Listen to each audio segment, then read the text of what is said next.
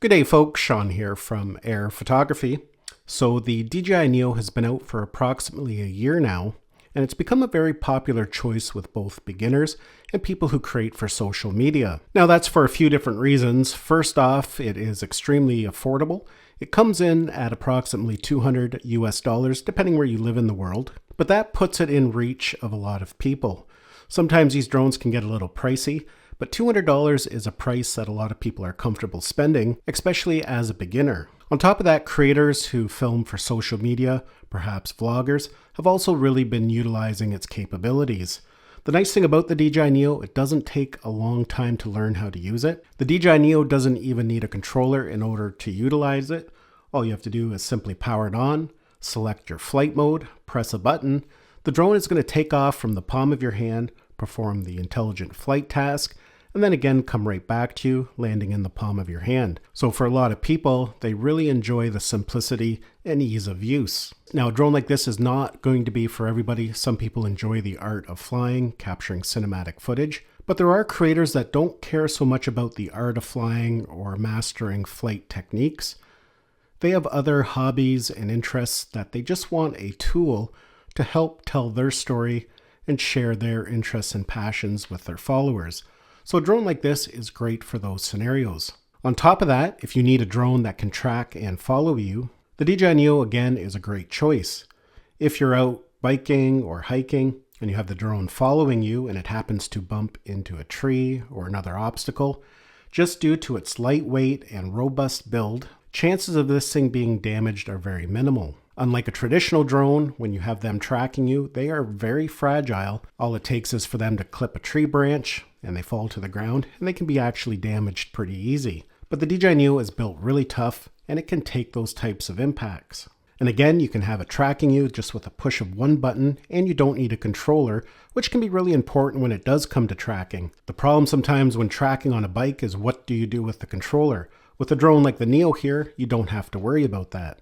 But what really makes the DJI Neo a compelling choice is its flexibility when it comes to flying it. Not only can you fly it autonomously, you can pair it with one of the DJI remotes, and then you're going to have a more traditional drone flight that you're able to capture cinematic footage, and it's going to give you more range and flexibility. And it's easy to switch back and forth.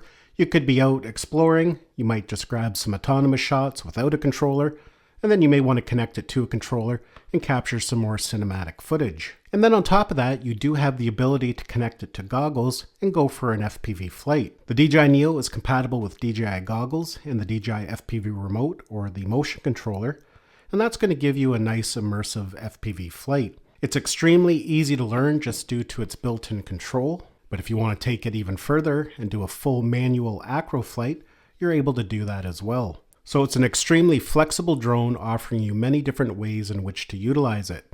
Now with all that said, the DJI Neo does have some limitations. Probably the most notable one is the video quality.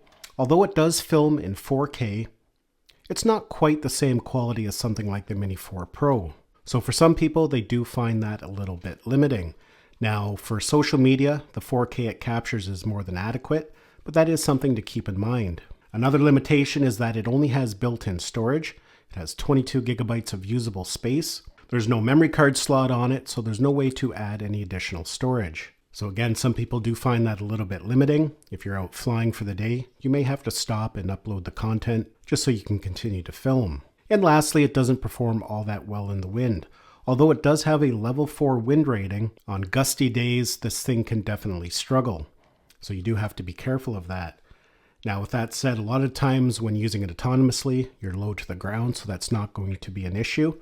It's just if you're flying it with a controller or FPV, once you're up higher in the air, the wind tends to pick up and it can struggle in the wind. So it really all just depends on how you're going to be utilizing it. Now I own many DJI drones, but I really enjoy flying my Neo.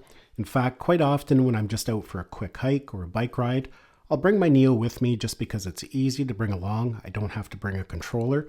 And that way, if I want to grab a couple shots, either for my social media or even just for my own personal consumption, it's just really a convenient drone to bring along. Now, with that said, I am looking forward to perhaps some improvements with the next generation. I would love to see DJI keep a very similar size and form factor, but somehow increase the video quality to make it more on par with something like the Mini 4 Pro. Adding a memory card slot to it is really going to improve its functionality. And I would love to see DJI expand its tracking capabilities, including some extra modes on it perhaps, increasing the flight speed, and even including some sort of beacon for more accurate tracking. I think with some of those improvements, this could become the ultimate tool for cyclists who want to track some of their rides. So those are my thoughts after flying the DJI Neo for the past year. Really, for $200, you're not going to get any drone that flies quite as well and is anywhere as near as flexible as the DJI Neo. If you own the DJI Neo, I would love to hear your thoughts on it after flying it for the past year.